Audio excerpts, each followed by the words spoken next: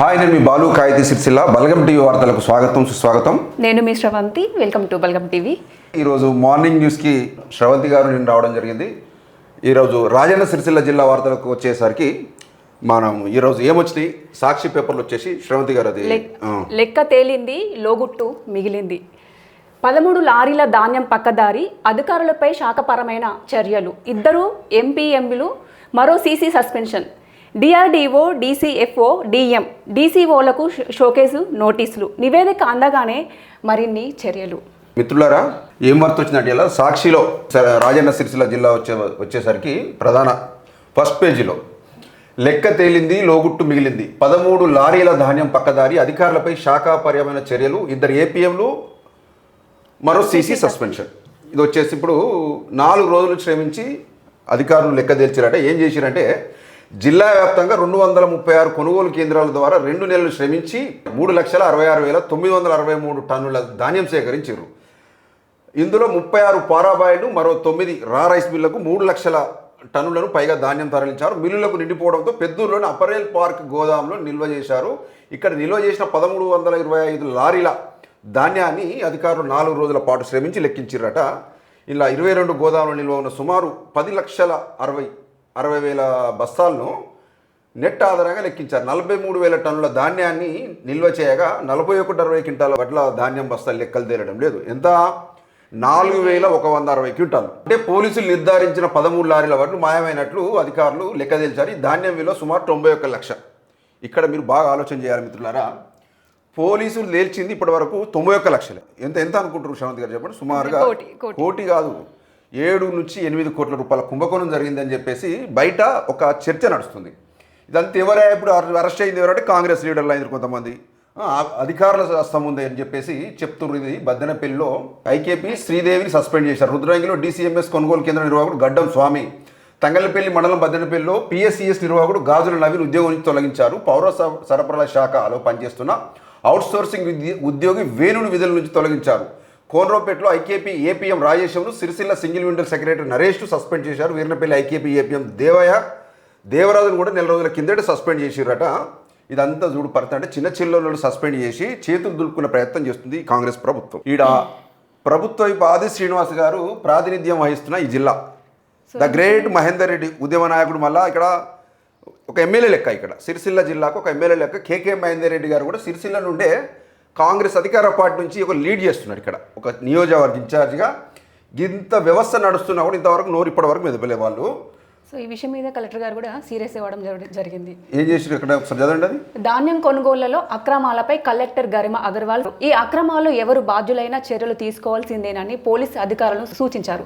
మరోవైపు ధాన్యం సేకరణలో నిర్లక్ష్యంగా ఉన్న అధికారులపై చర్యలు సిఫార్సు చేస్తూ రాష్ట్ర అధికారులకు నివేదిక పంపించినట్లు సమాచారం.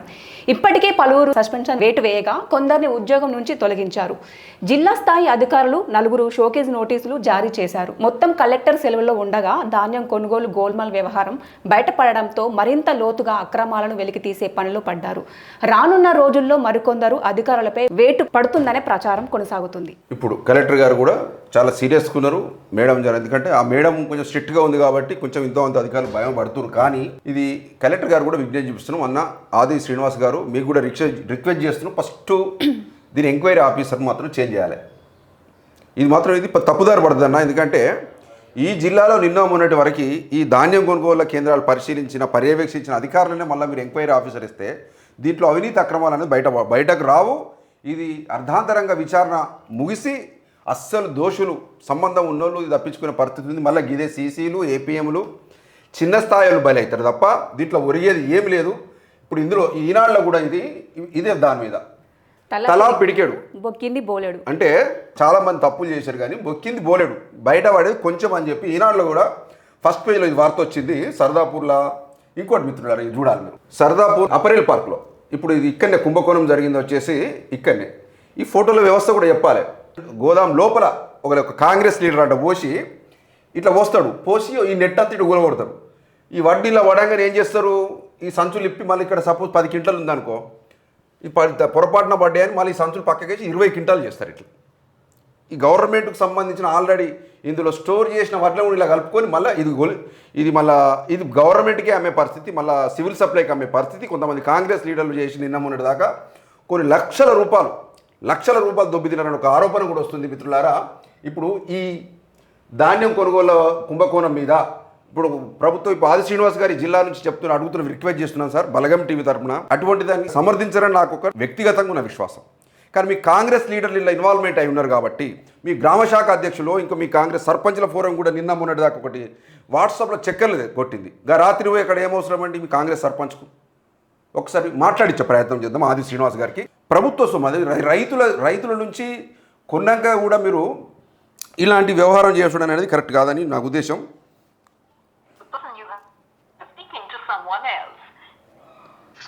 హలో ఆది శ్రీనివాస్ సార్ నమస్తే సార్. నేను బాలు సిరిసిల్ల నుంచి మాట్లాడుతాను బలగం టీవీ నుంచి సార్. చెప్పండి సార్ మేము లైవ్లో ఉన్నాము మార్నింగ్ న్యూస్లో సార్. ఏం లేదు సార్, ఇలా సాక్షిలో ఈనాడులో ఒక వార్త వచ్చింది, లెక్క తేలింది లోగుట్టు మిగిలింది. ఈ ధాన్యం కొనుగోలు కేంద్రాలకి సంబంధించి ఇక్కడ కుంభకోణం ధాన్యం మిస్యూజ్ అయినాయి. ఆ ప్రభుత్వం ఆది శ్రీనివాస్ గారి ఇలాకాలో ఉన్న కాంగ్రెస్ నాయకులు ఇట్లా చేసిండ్రని చెప్పేసి పెద్ద జిల్లా వ్యాప్తంగా చర్చ నడుస్తుంది సార్. దీని మీద మీ స్పందన ఏంటి?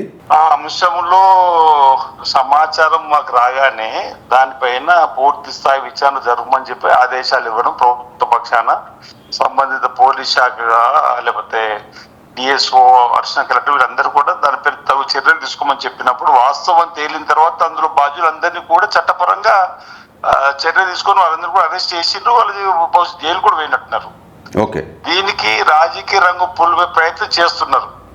ఇప్పుడు రుద్రంగి నా సొంత గ్రామం కాబట్టి అక్కడ ఉన్న అతనికి ప్రధానంగా ఆది శ్రీనివాస్ అనుచరుడే అని చెప్పి అమౌంట్ తో సహా అతని మీద నాకేదో అనుబంధం కట్టి దుష్ప్రచారం చేసే ప్రయత్నం చేస్తున్నారు.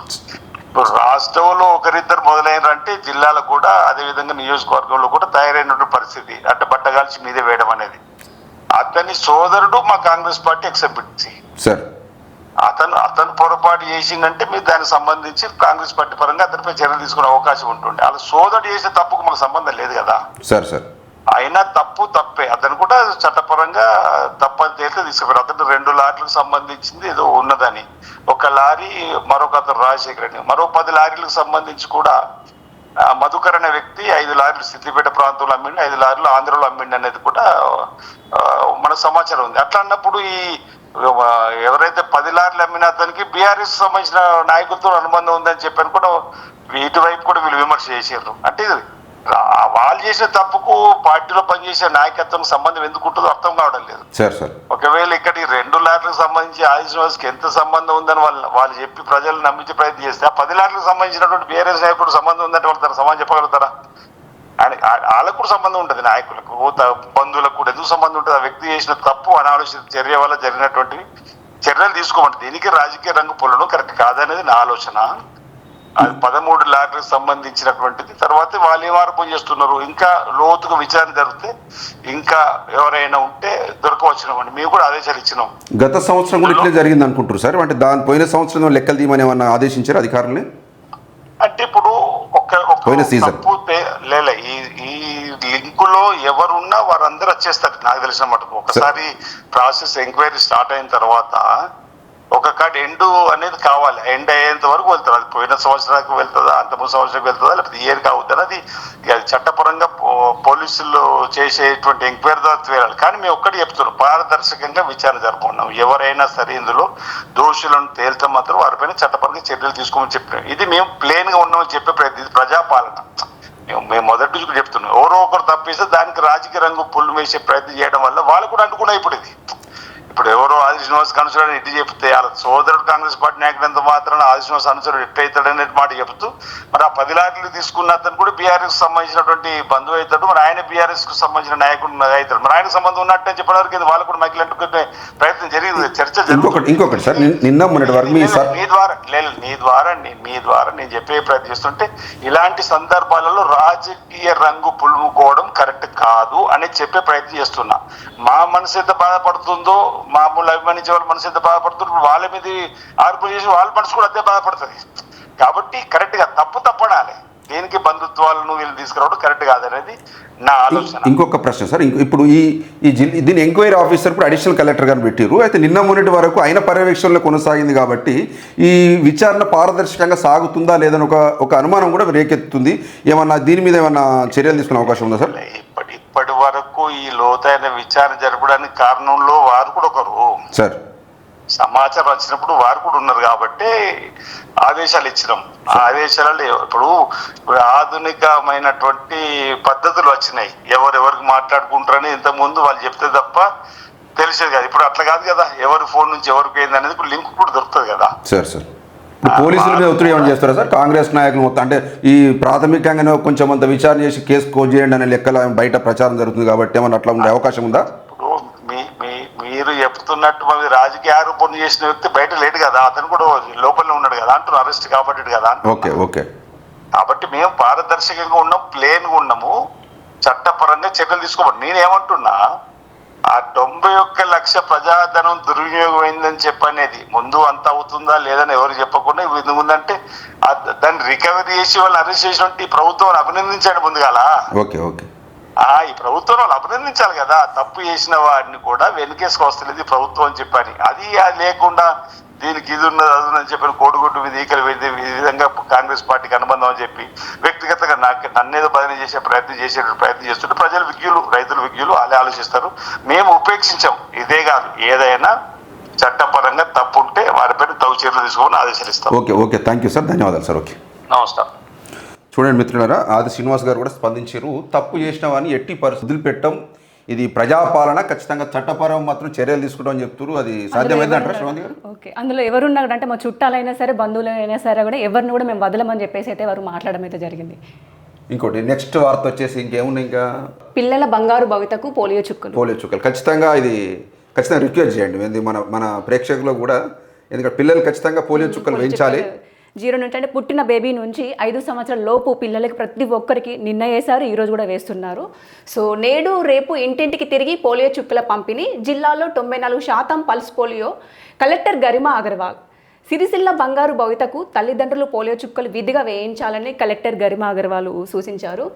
జిల్లా కేంద్రంలోని సుందరయ్య నగర్ పట్టణ ఆరోగ్య కేంద్రంలో ఆదివారం పోలియో చుక్కల పంపిణీకి కలెక్టర్ ప్రారంభించారు. కలెక్టర్ మాట్లాడుతూ ప్రభుత్వం పల్స్ పోలియో ప్రత్యేక శిబిరం పెట్టి వ్యాక్సిన్ పంపిణీ చేస్తుందని తెలిపారు.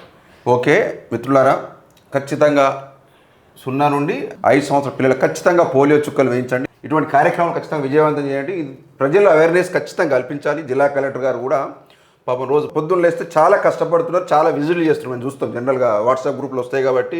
గరిమా మేడం, వెల్డన్ మేడం, ఖచ్చితంగా మీరు ఇదే స్ఫూర్తిని, సమయస్ఫూర్తిని, లేకపోతే ఇటువంటి అవినీతి అధికారుల బండారం బయటపెట్టి ఖచ్చితంగా యాక్షన్ తీసుకోండి. ఎందుకంటే దుర్మార్గమే. అంటే కంచే చేను మేచిన విధంగా ప్రభుత్వ సొమ్ముని పందికొక్కుల వాడి దోచుకునుడు, ఇది ఎంత దుర్మార్గం చెప్పండి. ఇది ఎంత పెద్ద లీడర్ ఇన్వాల్వ్మెంట్ ఉన్నా కూడా ఖచ్చితంగా బయటకు తీసి ఇలా రిమాండ్ చేయాలి. ఇది ఖచ్చితంగా ఇది ప్రజల రుణం తీర్చుకుంటా. సిరిసిల్ల కాంగ్రెస్ ఇన్ఛార్జ్ కేకే మహేందర్ 20 ఏళ్లుగా సిరిసిల్ల నియోజకవర్గ ప్రజలను తనను అన్నగా తమ్మునిగా ఆదరిస్తున్నారని, అందరు రుణం తీర్చుకుంటున్నారని కాంగ్రెస్ పార్టీ నియోజకవర్గ ఇన్ఛార్జ్ కేకే మహేందర్ రెడ్డి పేర్కొన్నారు. మండల కేంద్రంలో ఆత్మ కమిటీ ఆత్మీయ సమావేశం ఏర్పాటు చేయగా ముఖ్య అతిథిగా హాజరైన మహేందర్ రెడ్డి గారు మాట్లాడుతూ ప్రజా సంక్షేమ పథకాలను ప్రజల్లోకి తీసుకెళ్తామన్నారట. ఆత్మ కమిటీలో కొండం రాజిరెడ్డితో పాటు మరో 24 మందికి అవకాశం కల్పించారు. సర్పంచుల పూర్వం దొమ్మాటి నరసయ్య, 4 మండలాల మార్కెట్ కమిటీ చైర్పర్సన్ కోమరశెట్టి విజయ, సిరిసిల్ల పట్టణ అధ్యక్షుడు చొప్పదండి ప్రకాష్, అందరూ పాల్గొన్నారట. మా మహేందర్ అన్న దీన్ని సరే మంచి మీటింగే పెట్టారు, సంతోషం. కానీ దీని ఎజెండా వేరు, 100% దీని ఎజెండా వేరు. ఇది మొత్తం మళ్ళీ గెట్ టుగెదర్ పార్టీ. మొన్న అప్పట్లో వాయిదా పడ్డది కదా, కాంగ్రెస్ ఇన్ఛార్జ్ కేకే మహేందర్ రెడ్డి గారికి పదవి వస్తలేదు, ఇది కాంగ్రెస్ అధిష్టానం దృష్టికి తీసుకెళ్లాలనే లెక్కల ఆ మధ్య వాయిదా పడ్డది. మళ్ళీ ఈ మీటింగ్ పేరు మీద దాని వ్యక్తిగత ఎజెండా వేరే పెట్టుకొని మీటింగ్ పెట్టిరు, మళ్ళీ భోజనాలు పెట్టిరు. నాకు నిన్న సమాచారం వచ్చి ఫోన్ చేసిరు కూడా. ఆయనకు మళ్ళీ మహేందర్ రెడ్డి గారికి దగ్గర వ్యక్తులను ఇన్వైట్ చేసిరని తెలిసింది. మొత్తం మందిని విలువలేదు. ఇది చాలా ఇంకా వ్యవస్థ అది నడుస్తుంది.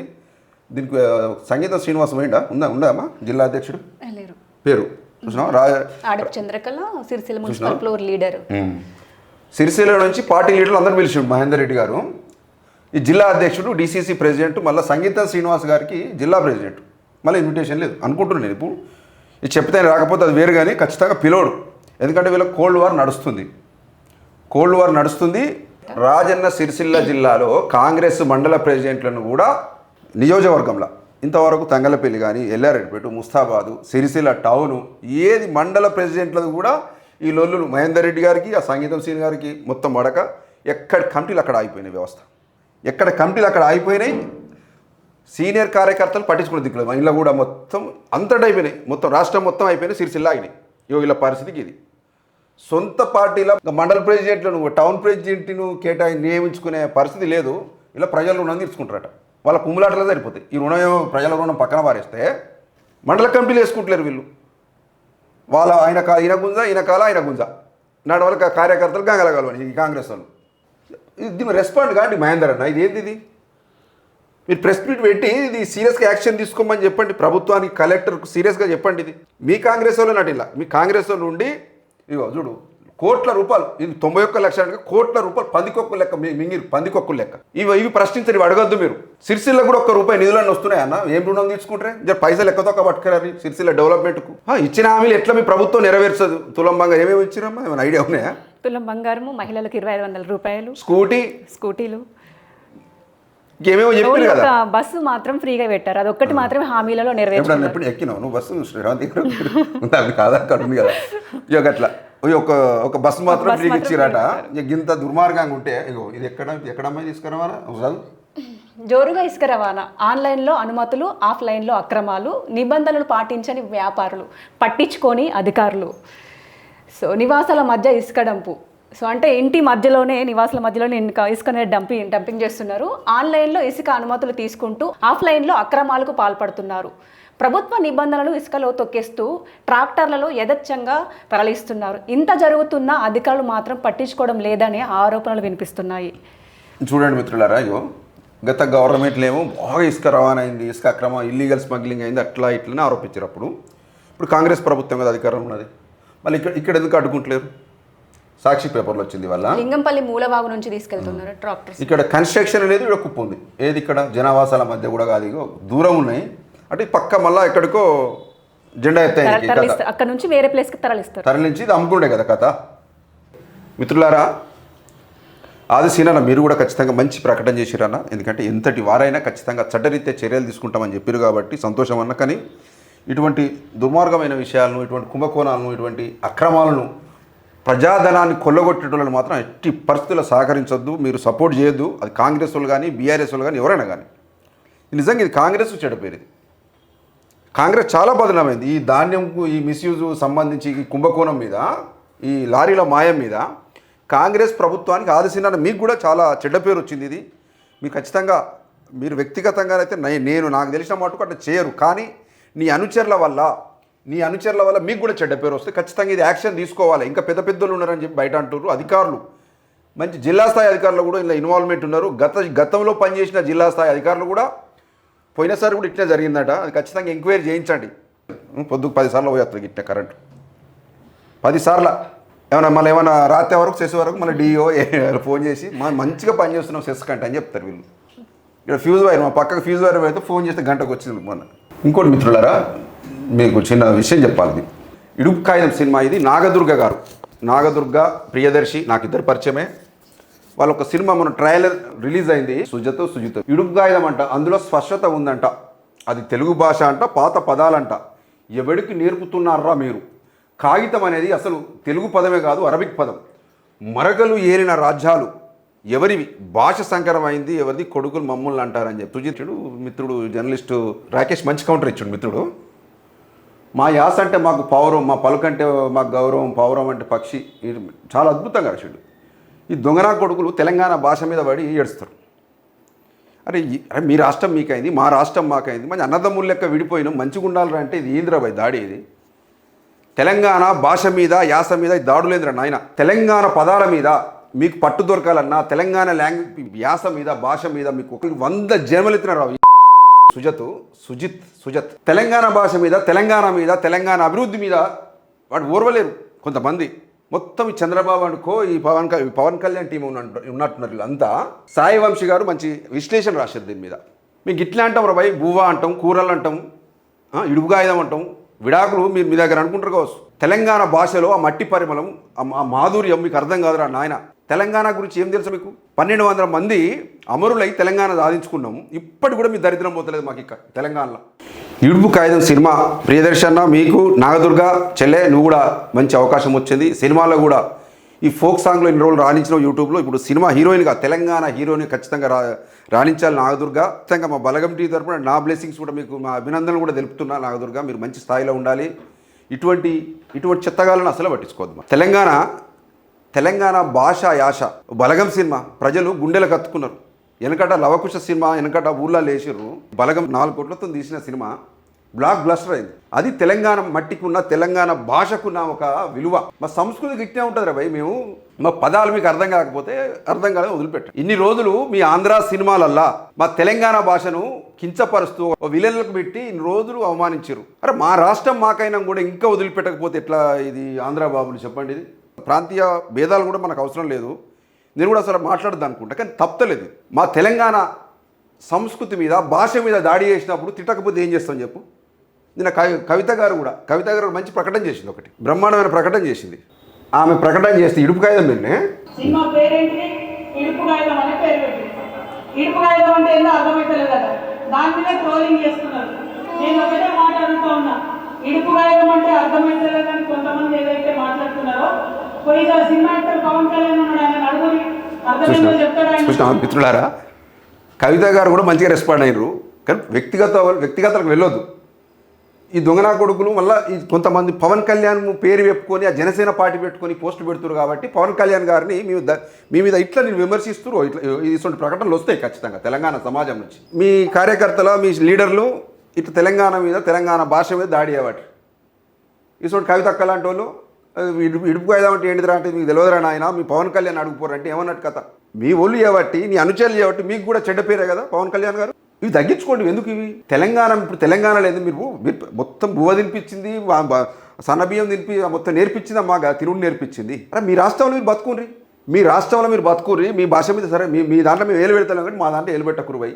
మీ ఇష్టం ఉంటే సినిమా చూస్తే చూడు, లేకపోతే లేదు. కానీ తెలంగాణ యాస భాషను మీరు అగౌరవపరిచి కించపరిస్తే మాత్రం ఖచ్చితంగా తెలంగాణ సమాజం ఊరుకోదు. ఖచ్చితంగా దానికి ధీటుగా జవాబులు వస్తాయి. తెలంగాణ మేధావి సంఘాలు కూడా ఖచ్చితంగా దీనికి రెస్పాండ్ అవుతున్నాయి. బిడ్డ సుజితో వీడు నువ్వు చాలా జాగ్రత్త బిడ్డ. ఇది ఖచ్చితంగా ఇది మా ఆత్మగౌరవాన్ని దెబ్బతీస్తుంది. మా మూలాల మీద నువ్వు దాడి చేస్తున్నట్టు. ముఖ్యమంత్రి రేవంత్ రెడ్డి రాష్ట్రంలో పరిపాలన స్టార్ట్ అయినాక, కాంగ్రెస్ ప్రభుత్వం అధికారంకి వచ్చినాక ఇటువంటి దాడులు, తెలంగాణ సమాజం మీద దాడులు, తెలంగాణ సంస్కృతుల మీద దాడులు, యాస భాషల మీద దాడులు ఎక్కువైపోయినాయి.